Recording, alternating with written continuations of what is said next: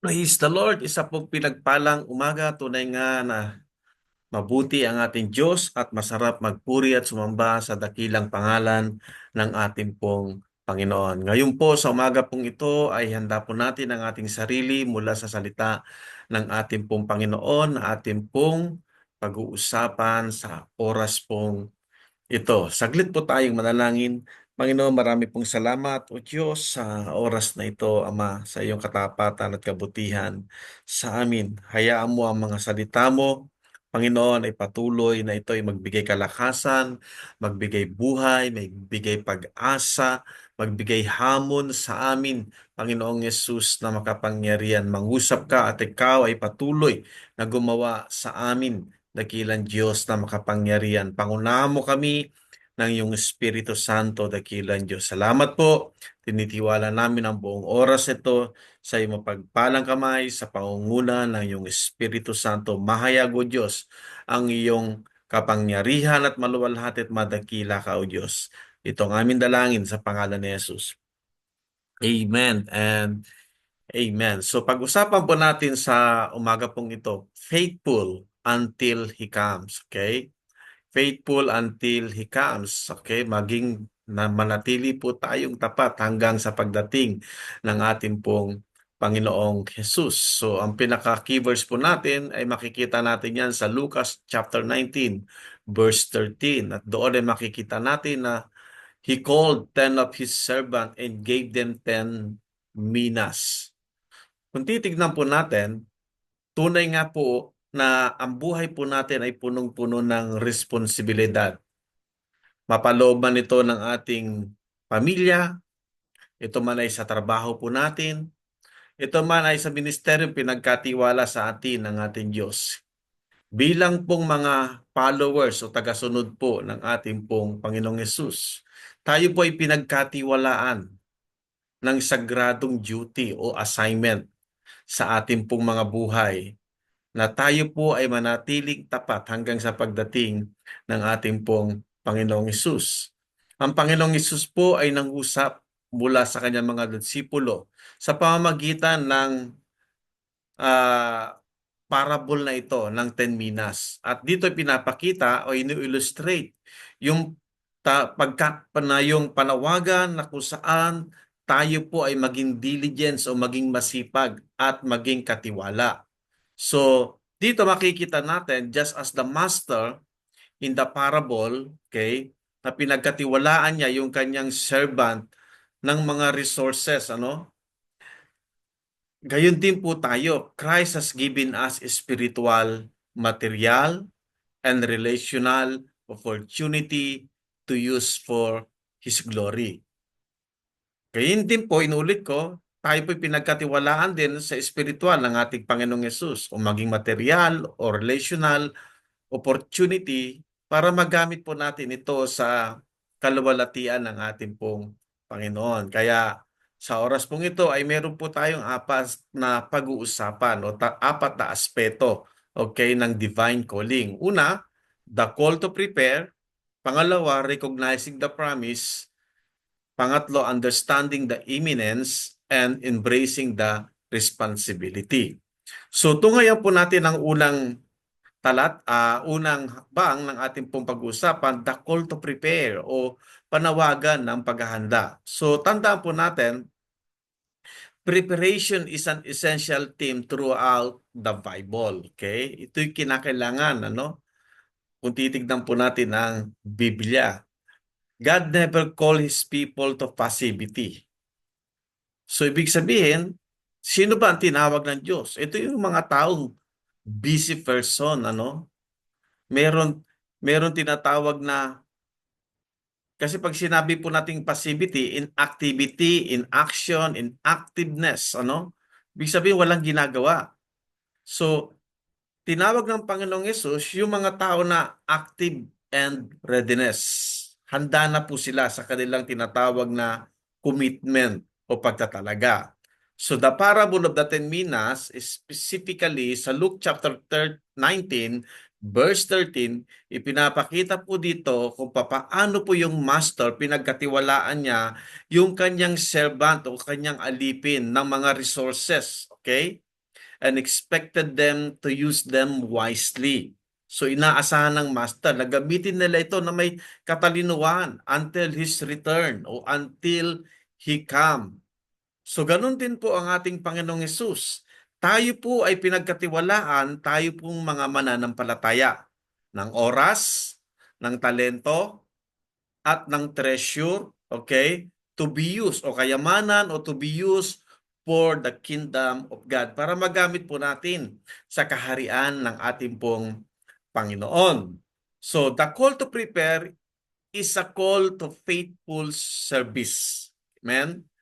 Intentional growth and unwavering commitment to the Lord while awaiting His return. So, ibig sabihin, manatili po tayong tapat sa ibinigay sa ating tungkulin ng ating pong Panginoong Yesus at ang ating intensyon ay tayo po ay lumago at tuloy-tuloy at walang patid na pagtatalaga po natin sa ating Panginoong Yesus habang tayo po ay naghihintay sa kanyang pagdating.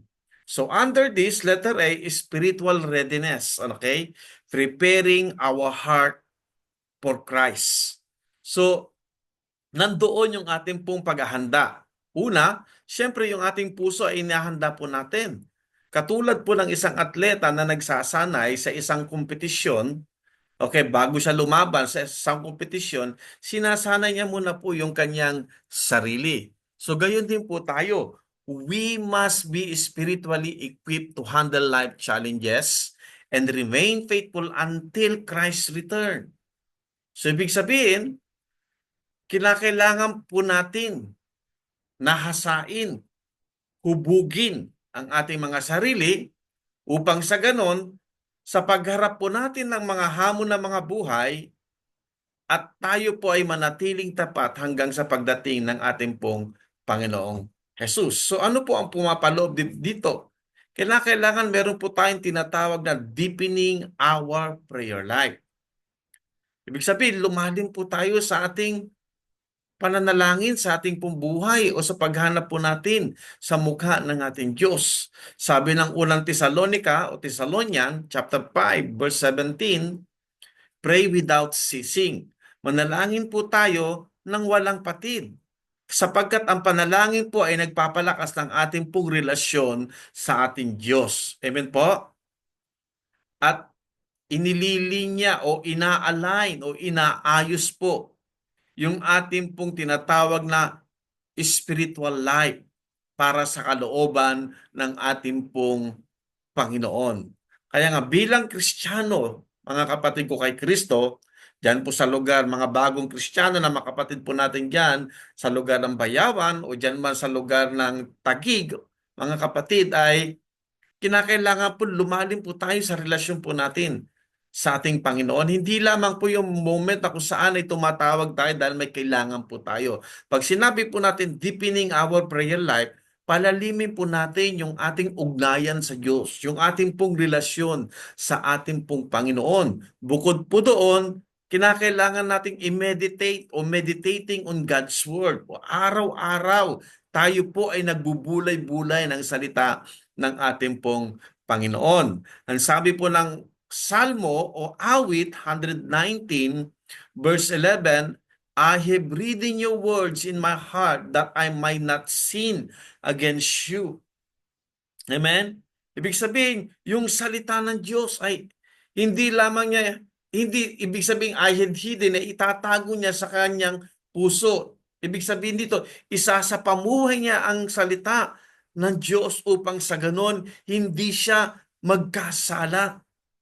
So sinasabi ng salita ng Diyos na hubugin po natin yung ating mga sarili, yung ating pong mga buhay upang sa ganon tayo po ay magkaroon ng karunungan at magkaroon tayo ng tinatawag na discernment spirit, yung malaman natin yung mabuti at masama. At the same time, hindi lamang po deepening our prayer life and meditating on God's Word about sa spiritual readiness, preparing our heart for Christ, and also remaining vigilant against spiritual destruction. Manatili po tayong magbantay. Okay? Kasi nandyan ang kaaway. Nais siya tayong sirain niya, nais siya tayong wasakin. Ang sabi ng unang Pedro chapter 5, verse 8, be alert and of sober mind. Your enemy, the devil, prowls around like a roaring lion looking for someone to devour. So maging alerto po tayo at maging mapagbantay ang bawat isa po sa atin sapagkat ang ating kaaway o ang demonyo ay katulad ng isang leon na umaatungal na naghahanap po ng masisila. So ibig sabihin mga kapatid ko kay Kristo, bantayan po natin ang ating puso at ang ating isipan. Laban saan? Sa mga tukso o mga pagsubok na dumarating o kinakarap po natin sa mundong ito. Sapagkat sa huling, naririto na po tayo sa huling panahon. Ang kaaway po ay nagdo-double time. Gawin niya ang lahat ng mga bagay para tayo mga Kristiyano ay tuksuin, akitin sa lahat ng mga bagay. Gumagawa siya ng tinatawag na mga pain para sa atin. Okay, at pag tayo po ay kumagat doon, kawawa po tayo bilang mga Kristiyano. Kaya maging matalino po tayo, maging mapagbantay po tayo. Anumang mga espiritual na pangwasak na gawa ng kaaway sa atin. Amen po? And not only spiritual readiness, preparing our heart for Christ about the call to prayer, and also letter B, faithful steward, using what we have for God's glory. Maging tapat po tayong katiwala ng Diyos at gamitin po natin kung ano yung ibinigay ng Diyos sa atin para sa kalwalatian ng Diyos.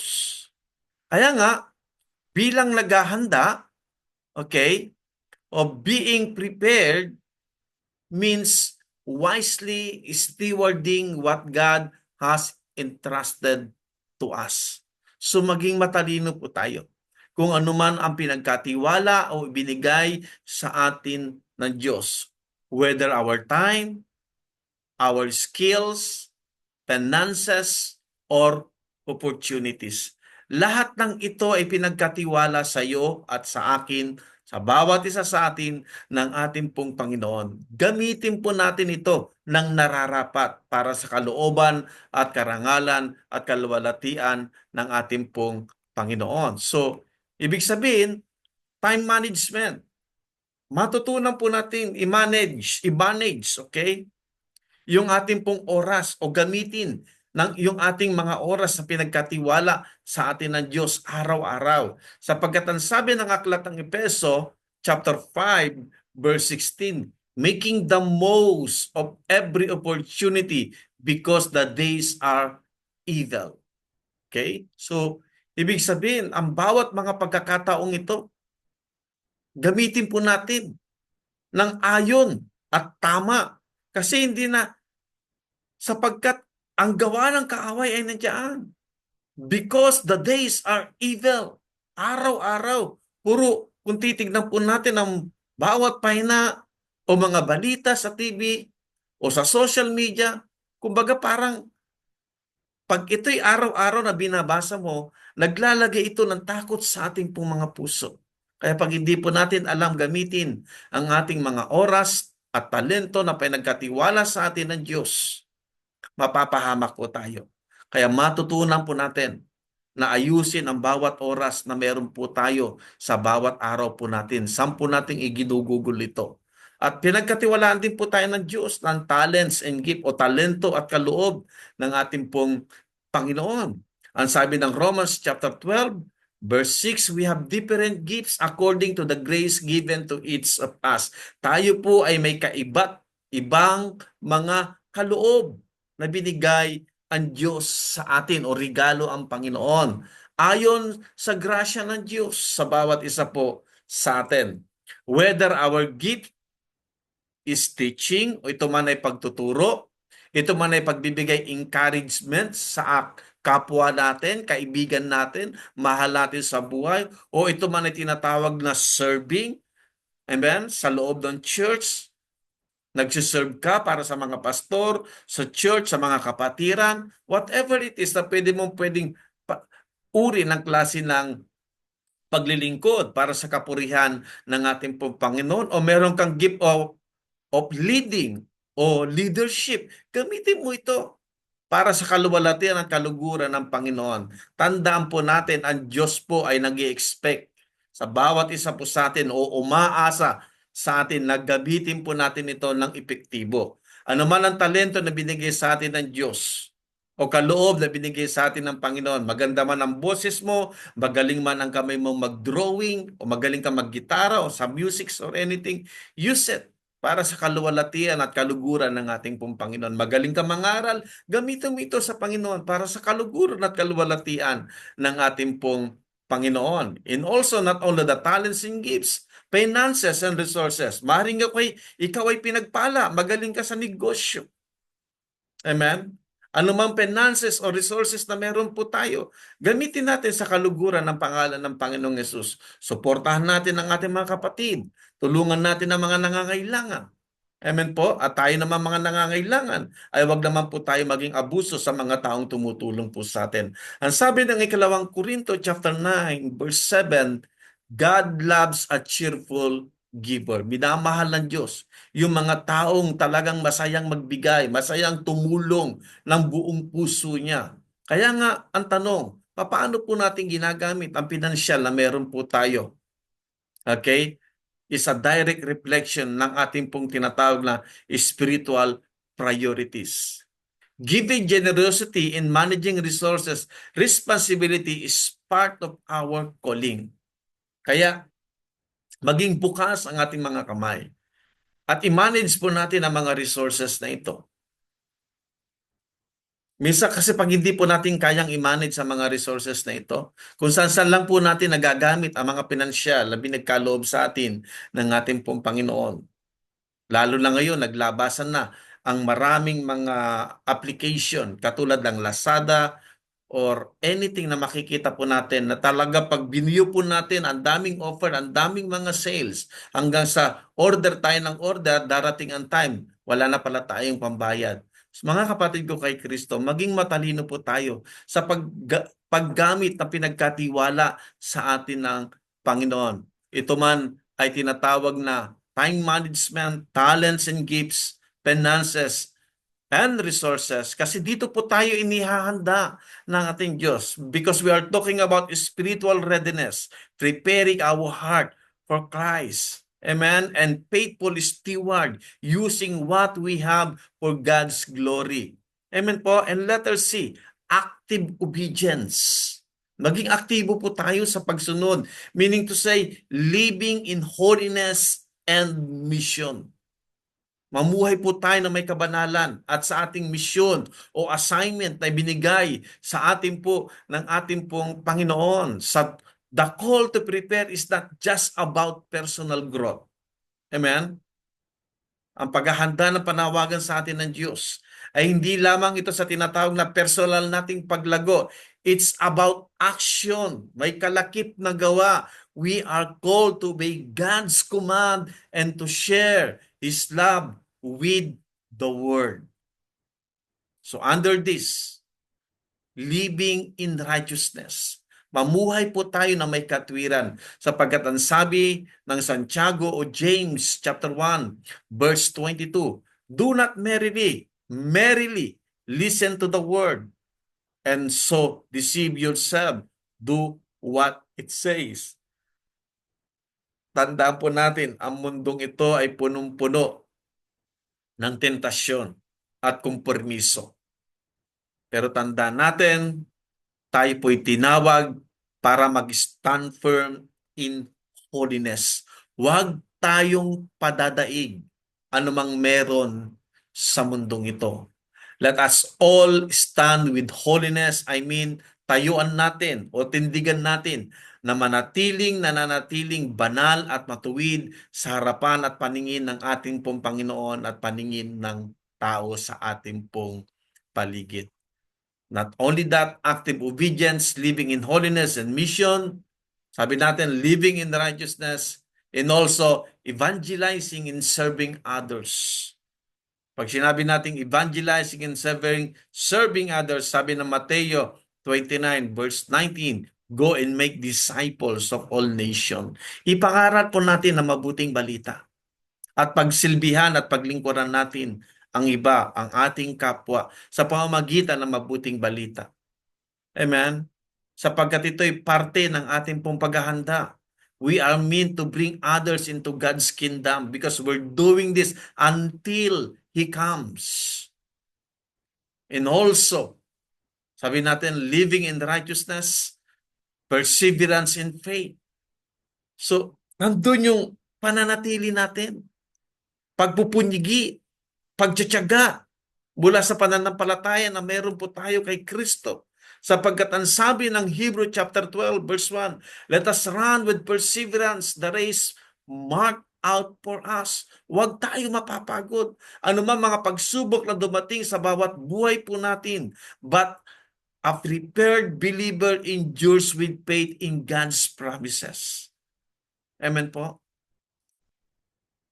Katulad ng isang mananakbo, katulad ng isang atleta, kailangan nandoon yung ating perseverance, nandoon yung ating pong pagtsatsaga. Kaya marami sa atin dahil walang pagtsatsaga, walang perseverance, dumating ang pressure sa kanilang buhay, nawawala sila pagdating na ng pressure. Sapagkat hindi sila handa sa anumang mga pagsubok na dumating. We need to endure with faith. Manatili po tayo sa ating pananampalataya sapagkat ang pangako ng Diyos ay totoo. Kaya nga, kung titignan po natin dito, the master in the parable did not randomly choose his servant. Hindi lamang niya basta ito pinili itong kanyang mga alipin, kundi pinagkatiwalaan niya ito na may layunin. He entrusted them with a purpose. Likewise, ikaw at ako had been given task o binigyan ng tungkulin ng Diyos, binigyan ng responsibilidad at binigyan ng pagkakataon ng Diyos para ito ay gamitin po natin at huwag nating sayangin ang pinagkatiwala sa atin ng Diyos. Ang tanong, are we truly prepared to stand before Him one day and say we had been faithful? Tayo bang lahat ay totoong nakahanda? Pagdating ng panahon na tayo ay haharap at tatayo sa Kanyang harapan, ay marinig natin na tayo po'y isang tapat sa bibig ng ating pong Panginoon. Tayo po makapagsasabi nun sa bawat isa po sa atin. Kaya nga, the call to prepare is not just about waiting. It is about working diligently, living righteously, and expecting Christ's return with faithfulness. Amen? Kaya nga, dalangin ko sa Panginoon na masumpungan tayo ng Diyos na tayo ay handa hanggang sa Kanyang pagdating. Pangalawa, recognizing the promise. Recognizing the promise. When the master in Luke chapter 19 verse 13, pinagkatiwalaan niya itong mga servant na ito. Itong 10 servant o 10 alipin, okay? Binigyan sila ng 10 minas. This gesture is not random, it carries purpose. Okay? Para sa layunin, responsibilidad, and an implied promise. May pangako. Gayun din ang Panginoong Hesus. Christ has entrusted His followers with spiritual gifts. Okay? Pinagkatiwalaan tayo ni Kristo bilang tagasunod niya ng mga spiritual na kaloob, resources, and opportunities, assuring us that our labor in His name is not in vain or hindi mawawalan ng kabuluhan.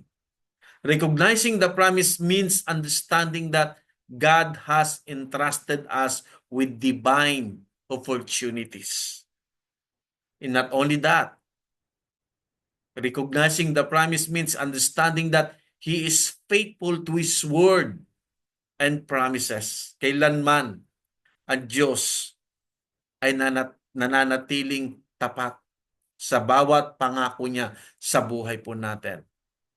Recognizing the promise means understanding that our obedience will yield eternal reward. Kaya nga sa bawat katotohanan ito, forms a foundation upon which we live in faithfulness until Christ returns. Letter A, God's faithfulness. His promises never fail. God's faithfulness, His promises never fail. Kaya nga, isa po sa pinakadakilang kasiguraduhan mula sa salita ng ating Diyos is that God is always faithful. Ang Diyos ay laging tapat sa bawat pangako niya, sa bawat buhay ng bawat isa po sa atin. The minas to the servant symbolize divine trust. A gift means to be used wisely. Itong mga kaloob na ito ay gamitin natin ng may katalinuhan. Similarly, God has placed us unique callings. Amen po? Purposes and spiritual responsibilities, expecting us to live by faith. Now, why can we trust God's promises? Bakit tayo magtitiwala sa bawat pangako ng Diyos? Tandaan po natin, ang katangian ng Diyos kailanman hindi siya nagbabago. Amen po? Ang sabi ng Malakay, chapter 3, verse 6, I, the Lord, do not change. Isa po yan sa katangian ng Diyos. Si Lord hindi nagbabago sa iyo at sa akin. Hindi nagbabago ang kanyang pag-ibig, hindi nagbabago ang kanyang katapatan, ang kanyang kabutihan, ang kanyang pangako. His faithfulness ensured that whatever He has spoken, He will fulfill. Anumang salatain niya, anumang sabihin niya, bibigyan niya po ito ng katuparan. Kaya nga, every word He speak is true. Bawat salita na sasalitain niya ay totoo. Ang sabi ng aklat ng Bilang o Numbers chapter 23 verse 19, God is not human that He should lie. Does He speak and then nor act?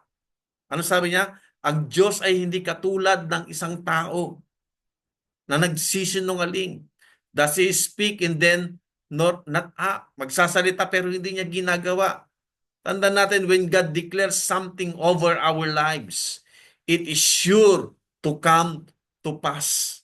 Pag diniklara niya at sinabi niya, bibigyan ng Diyos ang katuparan ng kanyang salita sa buhay mo at sa buhay ko. Sapagkat ang pangako ng Diyos ay nagbibigay kalakasan, nagbibigay pag-asa. Ang sabi ng Hebrew chapter 10 verse 23, let us hold unwaveringly to the hope we profess, for He who promised is faithful. Tapat ang Diyos. God's faithfulness sustain us through trials and uncertainties. Siya yung nagbibigay ng kalakasan sa atin, ng pag-asa ng ating pong buhay. Amen po? Sa mga pagsubok na dumarating sa ating pong buhay o hinaharap. Halimbawa, tulad ni Abraham, na kung saan ay tumanggap ng pangako ng Diyos of becoming the father of many nations. At that time, ilang taon na si Abraham? Matanda na po si Abraham nang tinanggap niya ang pangako ng Diyos na siya bibigyan ng Diyos ng anak. At magiging sindami ng bituin sa kalangitan at sindami ng buhangin sa karagatan. That is in Genesis chapter 17, verse 4 to 5. Even when it seemed impossible, Abraham held onto faith na kahit imposible. Pero sa Diyos ay walang imposible. Nanatili siyang nanampalataya sa Panginoon na alam niya ang pangako ng Diyos ay bibigyan niya ng katuparan, knowing that God would fulfill His word. Eventually, God did exactly what He promised. Kung ano yung pinangako ng Diyos, ginanap ng Diyos sa buhay ni Abraham. Likewise, ganun din, yung the minas given, okay, to the servant were an opportunity, okay? A test of faithfulness. Meron pong test of faithfulness dun eh. that reflected the promise of reward of obedience. Nagpapakita, okay, sa pangako ng Diyos ay may gantimpala para sa mga sumusunod. Amen po? And divine provision. God's equip us to fulfill His calling, mga kapatid ko po, kay Kristo. Amen po? Tayo po ay binigyan ng provision ng Diyos. At tayo po ay sa pamamagitan nun, ini-equip niya tayo para tuparin o bigyan ng katuparan ng kanyang panawagan sa ating pong buhay. Kaya matutunan po natin na i-recognize ang bawat pangako ng Diyos sa atin. Recognizing the promise isn't just about knowing that God is faithful. Hindi lamang alam mo na tapat ang Diyos. It is also about understanding that He equipped us for what He called us to do. Tayo po'y sinasanay, hinuhubog ng Diyos kung ano ang pagkakatawag niya sa atin. Amen? Para sa kanyang kaluwalhatian at karangalan ng dakila niyang pangalan.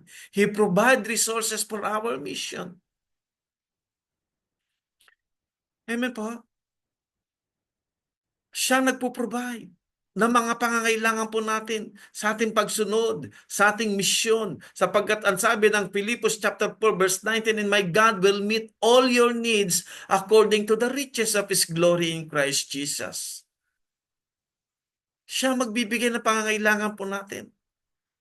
Whatever God calls you, amen, sa buhay mo, He will provide the means to accomplish it. Kayo mga nasa Bayawan, kayo mga nasa Taguig o dito sa Vietnam, He is the one that can provide all our needs according to His riches in Christ's glory. He's strengthening us in difficult season. Siya po'y nagpapalakas po sa atin sa mga panahon na napakahirap, sapagkat ang sabi ng aklat ng Isaiah sa kanyang salita sa chapter 41 verse 10, do not fear, for I am with you. Do not be dismayed, for I am your God. Huwag kang matakot sapagkat ako ay isa sa iyo. Huwag kang madidismaya sapagkat ako ang iyong Diyos. No matter the obstacle o anumang hadlang, tandaan natin mga kapatid ko kay Kristo, God remains present. Nandyan lagi ang Diyos na magbibigay sa atin ng karunungan and endurance sa pagpapatuloy natin at paglilingkod sa ating pong Panginoon, mga kapatid. He empower us through His Spirit. Wow! Ano sabi ng Acts chapter 1, verse 8? But you will receive power when the Holy Spirit comes to you, and you will be my witnesses. So, binigyan tayo ng kapangyarihan ng Diyos. Amen? Na pag tinanggap natin ang Espiritu ng Panginoon na darating sa buhay po natin, ang kapangyarihan na yun para tayo'y magkaroon ng boldness, courage, ng tapang para tayo po ay maging saksi ng kanyang mga salita na ipangaral at magpatotoo po tayo sa mga tao kung paano ang Diyos ay gumagawa sa buhay po natin upang sila'y madala natin sa paanan ng ating Panginoong Hesus at makilala din nila ang Hesus na pinananampalatayanan mo ngayon bawat isa po sa atin. So meaning to say, the Holy Spirit is our divine helper guiding us in God's will. Amen po? Halimbawa, consider po natin the parable of the talents doon sa Mateo chapter 25 verse 14 to 30. When a master gave different amounts of money, doon sila binigyan ng kanilang Panginoon ng ng halaga, iba't ibang uri ng halaga ng pera na meron po sila itong mga alipin nito. Some invested their talents wisely. Yung iba, ininvest nila, okay? Nang may katalinuhan. Amen? While one servant buried his talent in fear. Yung isa naman, inilibing niya, itinago niya. So dito makikita natin, napakaliwanag yung aral na makikita natin dito. God expect us to actively use what He entrusted to us. Umaasa ang Diyos sa bawat isa po sa atin na ano man ang pinagkatiwala niya sa iyo at sa akin, sa bawat isa po sa atin, makita niya na ito po ay lumago. The saying, the minas in Luke chapter 19, verse 13, symbolize divine provision. God gives each of us unique abilities. Pinagkailuban po tayo ng Diyos ng magkakaibang abilidad, oportunidad, responsibilidad. Kaya tungkulin po natin na ma-recognize po natin o malaman po natin itong mga kaloob na ito at gamitin po natin para sa kaluwalhatian ng ating Diyos. Amen? And not only for that, letter C, assurance of reward. Faithfulness leads to blessing. Amen? Faithfulness leads to blessing under ng assurance of reward. The servant were expected to invest and multiply the minas. Similarity po when we walk in obedience o pag tayo po ay lumakad na may pagsunod, we store up eternal reward. Amen po? Nag-i-store po tayo ng eternal reward doon sa langit. God rewards faithfulness. Ginagantipalaan ng Diyos ang mga taong tapat. Ang sabi ng Colossians chapter 3, verse 23 to 24, whatever you do, work at it with all your heart. Amen? Ano man ang ginagawa daw natin, gawin natin ito ng nagmumula sa ating pong puso o buong puso. You will receive the inheritance as you reward. Ikaw ay tatanggap ng gantimpala. Amen po? Serving the Lord with diligence result in eternal blessing. Kaya ang paglilingkod sa Lord na may kasipagan, ang resulta po nito ay eternal blessing. Walang hanggang pagpapala ng Diyos. And not only for that, obedience bring divine favor. Ang pagsunod po ay nagbibigay pabor sa harapan ng ating Diyos. Mateo chapter 25 verse 21. Ano sabi niya? Well done, good and faithful servant. Wow. You have been faithful with a few things. I will put you in a charge of many things. Mabuting katiwala. Sabi niya doon. Tapat na lingkod.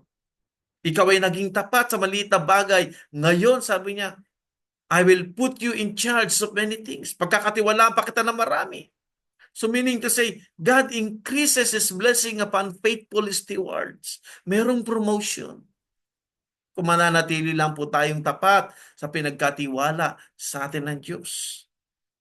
Kaya nga, ang buhay o a life dedicated to Christ has an eternal impact.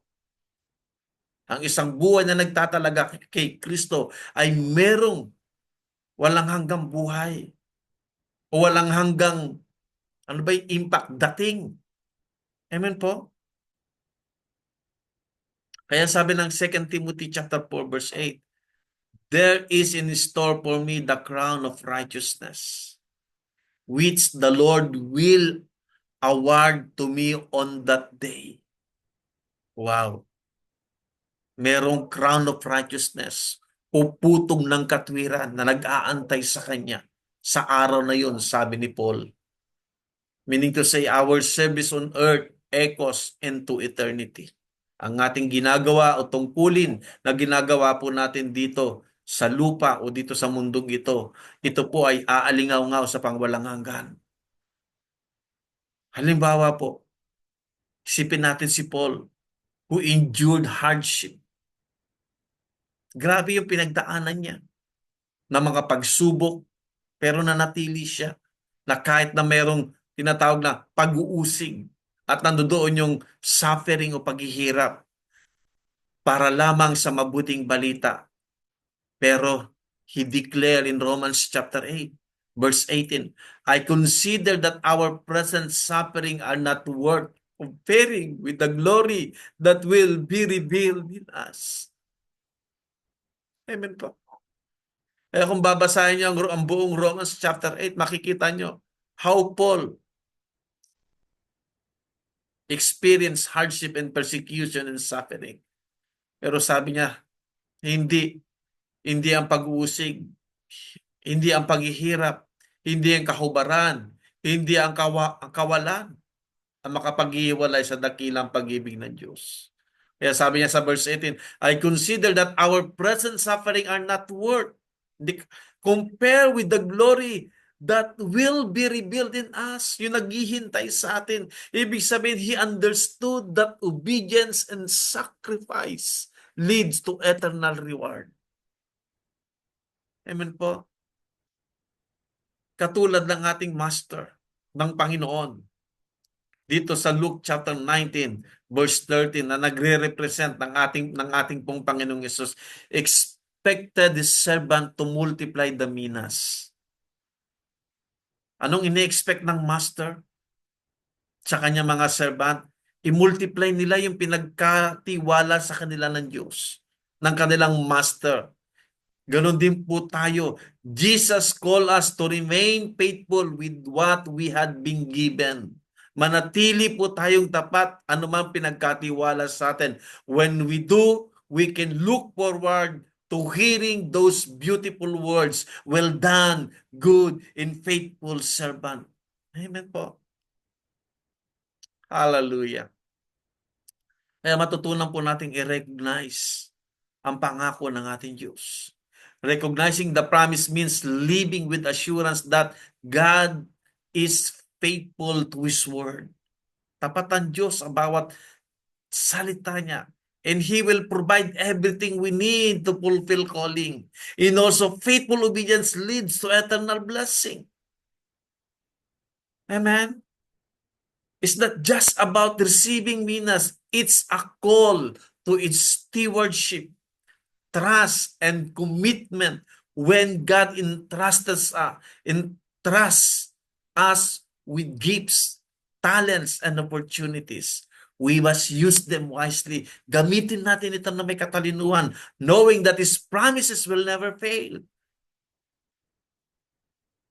Kaya manatili po tayong tapat, mga kapatid ko kay Kristo, that our labor in the Lord never in vain.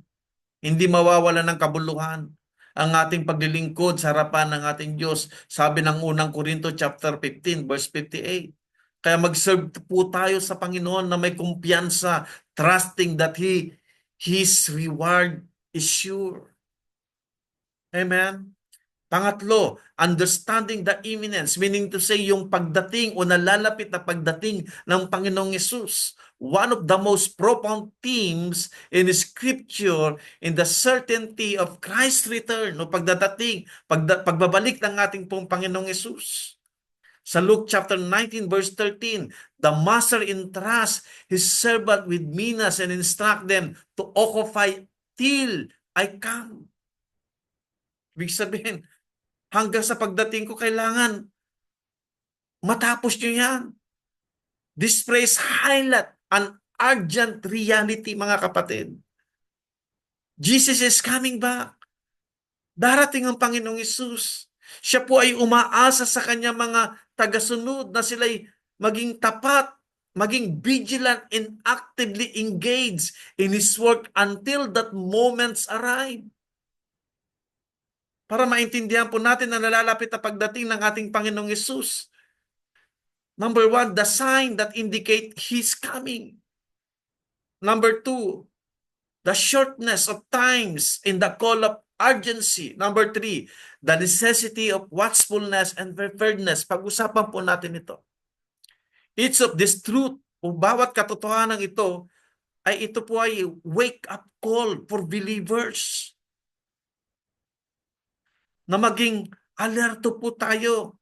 Live righteously and work diligently for the kingdom.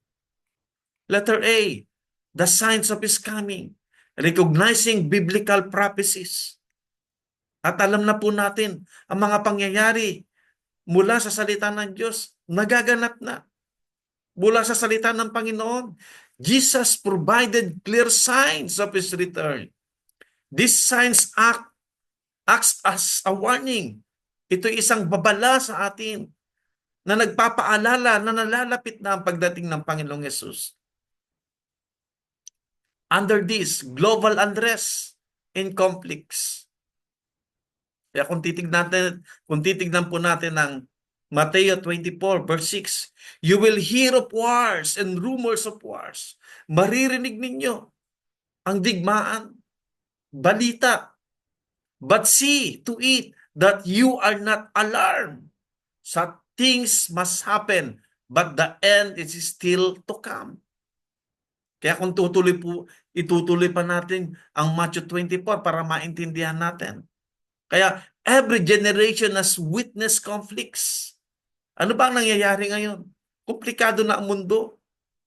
But today, increasingly, geopolitical tension. Grabe ang tension ng politika. Diyan sa Pilipinas, around the world, not only in the Philippines, around the world. Wars and division point to the fulfillment of this prophecy. Hindi lamang to global unrest and conflicts, in also natural disaster, environmental shift. Kaya kung titignan natin at nagbabasa po tayo ng mga news o siyensya, nagkakaroon ng pagbabago yung ating pong nature. Kaya tinatawag na natural disaster. Ano sabi ng Lucas chapter 21 verse 11 o Luke 21 verse 11? This will be great earthquakes, famines, and pestilence in various places, and fearful event and great signs from heaven. Naririnig ba natin sa balita? Nararanasan ba natin ito? Yes. Ang pagyanig, ulindol, taggutom sa iba't ibang lugar ng mga bansa, and fearful event in great signs from heaven. Anong dinadala nito? Takot. Linilika nito'y takot sa puso ng tao. The rise, katulad na nangyari sa Myanmar, dito sa lugar ng Thailand, at hindi lamang doon, maging sa lugar ng Africa, maraming mga area na nakakaranas na ngayon ng lindol.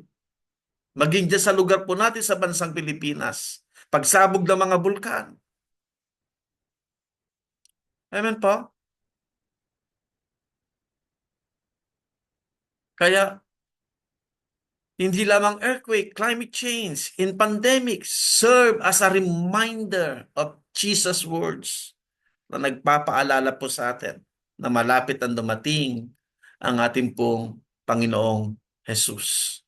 In moral decay and spiritual apathy, ano sabi ng ikalawang Timothy chapter 3 verse 1 to 5, in the last days, people will be lovers of themselves.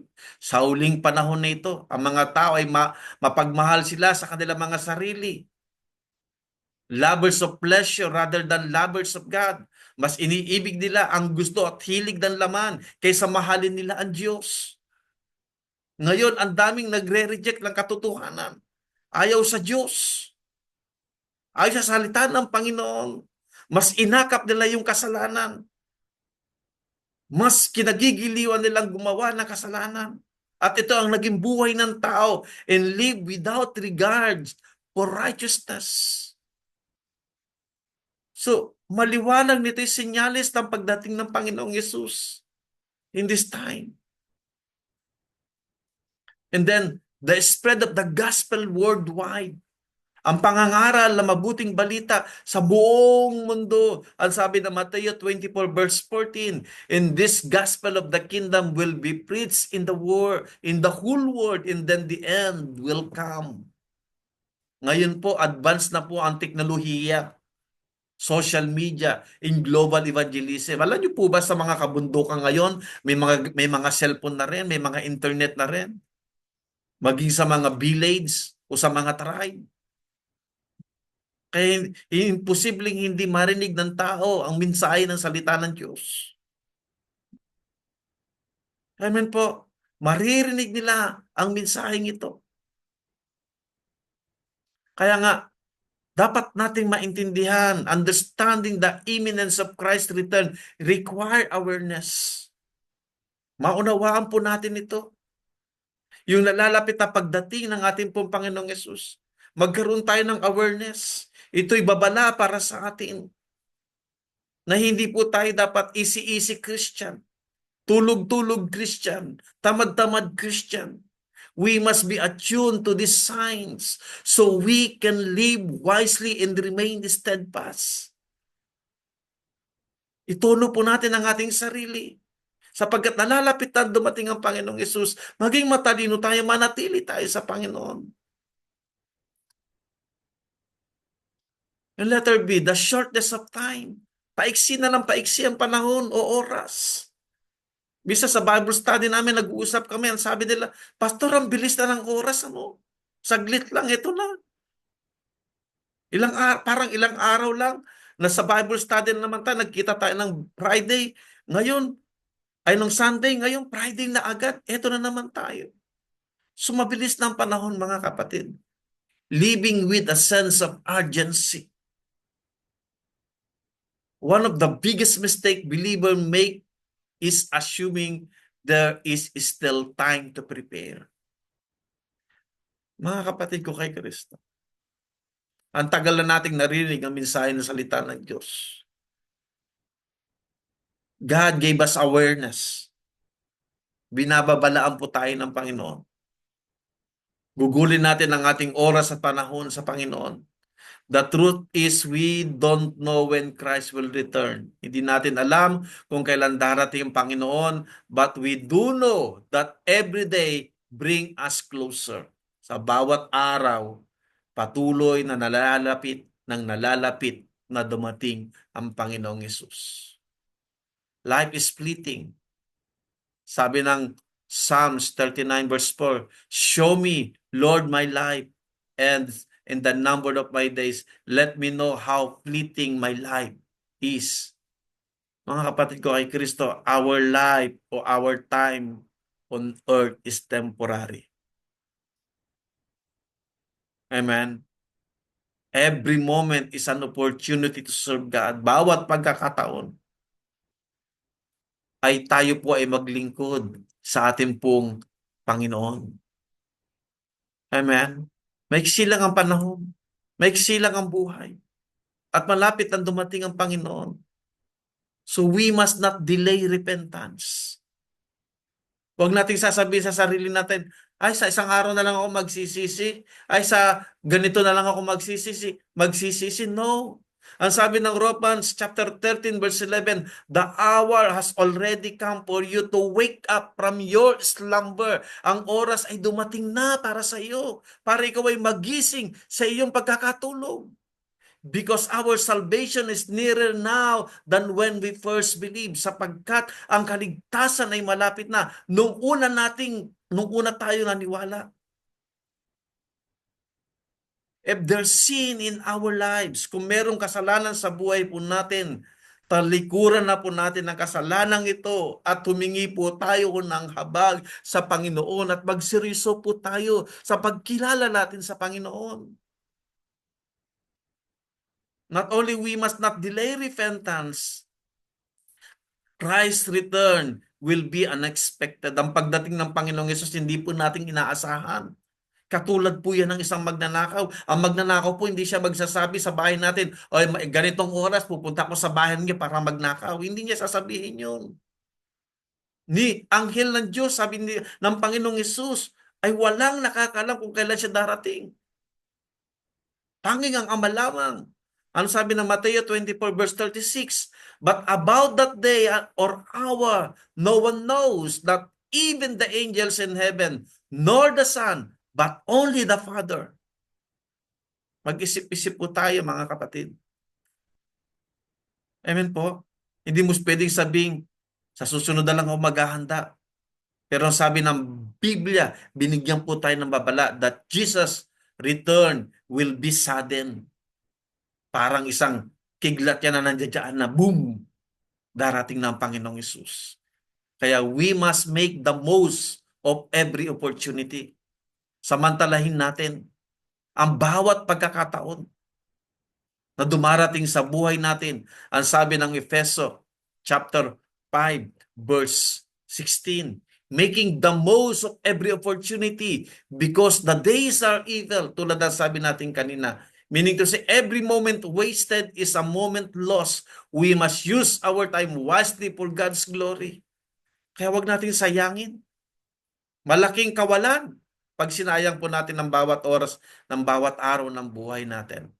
Gamitin natin na may katalinuhan ang ating oras para sa kalwalatian, kaluguran, karangalan ng pangalan ng ating pong Panginoong Yesus. Amen po? Understanding the imminence of Christ's return means living with urgency, boldness, and passion. It means sharing the gospel, standing firm in the righteousness, and refusing to delay our spiritual preparation. Hallelujah. In the call to watchfulness, staying prepared and faithful, ang panawagan ng Diyos sa atin ay magbantay. Staying prepared. Manatili tayong handa at tapat. Jesus often compared His return to a thief arriving unexpectedly, katulad ng isang magnanakaw. This analogy, tinuturuan po tayo ng kahalagahan ng pag na tayo po ay maging watchfulness. We must never be caught off guard. Kailangan lagi tayong handa at nagbabantay. We must remain spiritual awake. Amen? In Mark chapter 13, verse 35 to 37, watch therefore, for you do not know when the master of the house is coming. Magbantay kayo sapagkat hindi nyo nababatid o hindi nyo alam kung kailan darating ang iyong amo sa inyong tahanan. A distracted heart leads to a spiritual complacency. We must stay focused on our faith. Amen po? Kung mga na dati talagang matindi yung sigasig natin ng kasipagan sa paglilingkod ng Diyos, for this time, mas double time tayo ngayon. Lalo na sa pananalangin at pagbabantay. Amen po? Magbantay po tayo. Huwag po tayo maging complacency o kumpiyansa sa ating pong mga sarili. Mag-focus po tayo sa ating pong pananampalataya. And also, faithfulness leads to reward. Ano sabi ng Mateo 24, verse 45 to 46? Blessed is that servant whom the master find doing so when he return. Meaning to say, God will bless those who remain diligent and committed. Pagpapalain ng Diyos yung mga taong nagtatalaga at masipag na naglilingkod sa ating pong Panginoong Yesus at nagtsatsaga. And also, prayer strengthen our readiness. Kaya manatili tayong manalangin upang tayo'y laging mapalakas sa ating pong paghahanda sapagkat ang sabi ng Lucas 21 verse 36, be always on the watch and pray that you may be able to escape all that is about to happen. Amen? So lagi tayong magbantay. Lagi tayong manalangin para matakasan po natin anuman ang mga darating. So a prayerful life keep us in tune with God's will. Pag tayo po'y mapanalangin sa ating po mga sarili, ibig sabihin, lagi tayong naka-in tune sa kalooban ng Diyos. And keeping our lamp na laging bukas, literally. Amen. Lagi nating sindihan ang ating ilawan. Ang sabi ng Mateo 25 verse 1 to 13, the parable of 10 virgins, na kung saan in-illustrate niya rito, the only those prepared will enter the kingdom. Watchfulness is non-negotiable. 5 lang ang nakapaghanda at may reserbang langis. Pero yung 5, wala silang reserba. Kaya nang dumating ang lalaking ikakasal, hindi nakapasok ang 5 sapagkat lumabas sila at bumili. Hindi nagbahagi yung 5 sapagkat tama lang yung para sa kanila. Hindi tayo pwedeng kumuha sa iba. Amen po, ihanda natin ang ating sarili para tayong lahat ay makapasok sa pagdating ng ating pong Panginoong Yesus. Ibig sabihin, laging ang Espiritu ng Diyos ay namumuhay sa buhay natin at nangunguna sa buhay natin. Lagi tayong on fire. Amen po? Kaya nga, understanding the imminence of Christ's return means actively waiting. And hindi ito tinatawag na passively expecting, but living in holiness, ministering to others, and staying spiritually alert. Amen po? In Luke chapter 19, para maintindihan po natin, okay, yung pagdating o nalalapit na pagdating ng ating pong Panginoong Yesus, pinapakita niya rito that Jesus expect His follower to work diligently until He return. Umaasa ang Panginoong Yesus sa bawat isa po sa atin na tayo magsipag hanggang sa pagdating ng Panginoon. Sapagkat marami pong nangawala sa paglilingkod sa Diyos. Marami pong tumalikod. Naging kumpiyansa sila sa kanilang sarili, thinking they have plenty of time. Iisip nila marami pa naman silang time o oras para gawin ang mga bagay-bagay ng pagsisisi. Pero sabi ng salita ng Diyos, binigyan po tayo ng babala ng pagdating ng ating pong Panginoong Hesus. Katulad ng isang magnanakaw, hindi natin inaasahan at hindi natin ito maiiwasan. Para maintindihan po natin ang pagdating ng Panginoong Yesus, recognize the sign that indicate His coming.